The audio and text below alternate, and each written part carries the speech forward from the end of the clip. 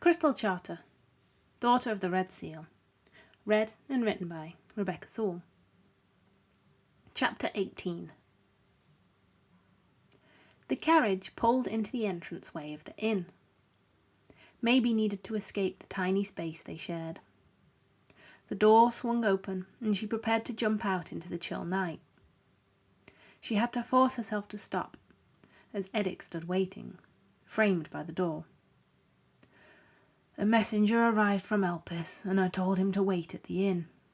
He said it's in regard to the message Lady Tarou sent you, the old guard informed her. It would seem likely that she needs me to guide her to the washroom in Spesseth Manor. She probably hasn't been since I left, because she keeps getting lost. Maebe rolled her eyes. She didn't notice that the aged warrior didn't laugh. I have no idea what she wants, Edic. To be honest, it can wait until morning. Right now, nothing is more urgent than a bath and some sleep. Her hand patted him on the shoulder, and she shuffled into her room, leaving Mouse in the carriage. The magnificent bath absorbed her into its warmth. She sank in, feeling every ache melt into the water. Tiny crystals from the vases littered the bottom until they dissolved.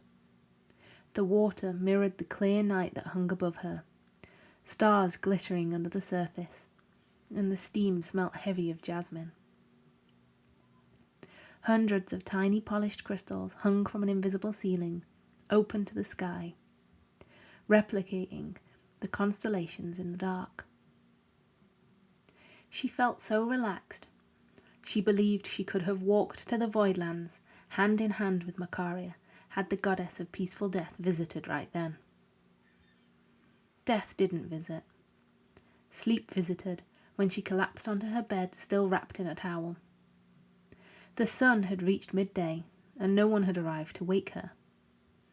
She pulled soft, clean clothes over herself, a casual dark blue tunic with fine silver needlework and black leg wraps. On the dining balcony, lunch was left out for the royal entourage to help themselves to, protected by the same crystals Charis had used.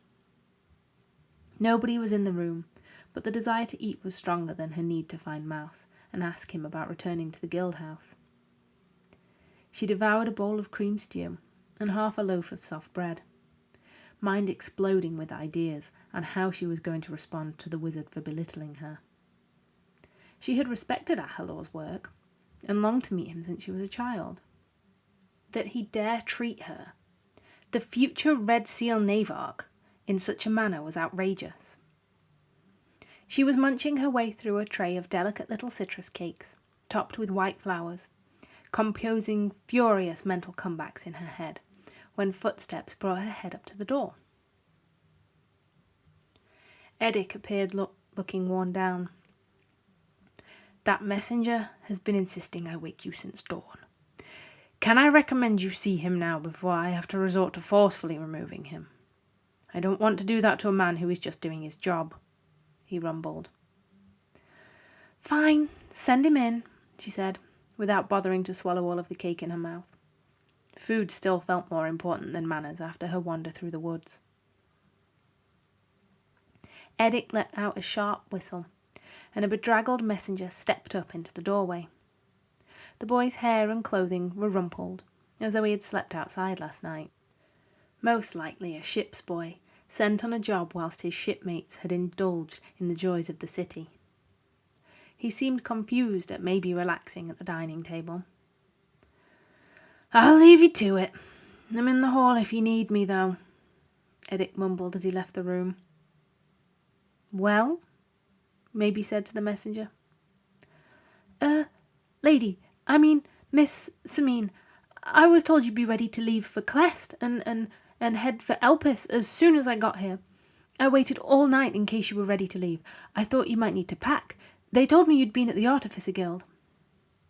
His eyes shot about the room, looking for any sign that Maebe was preparing to leave. Sorry?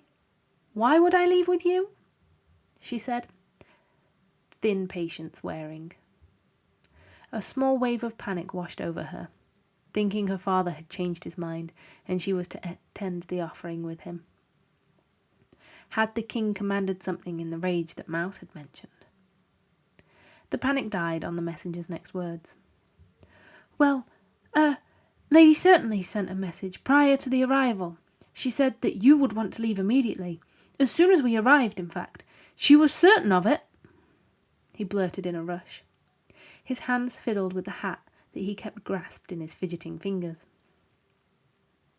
Again, why would Certainly be expecting me to leave? She popped another piece of cake into her mouth and sank into her chair, stretching her toes out under the table. You did receive the message? Miss, it's not my place to say, but, well, it's your father, miss.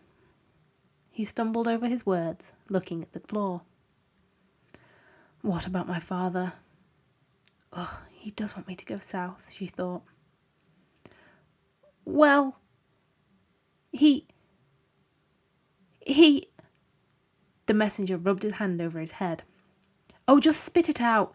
If he wants me to go on the Red Seal run, I hope you brought someone with you who's bigger than you to drag me back to the ship, because I told him I wasn't going this year, she glowered. No, nothing like that, miss. Well, your father, you see, he passed, miss, not long after you left. Maebe swallowed the cake in her mouth, letting the words soak into her skin until a tremble came from her hand. The messenger didn't look up. He didn't look like he had lied either. She stood, clasping the edge of the table.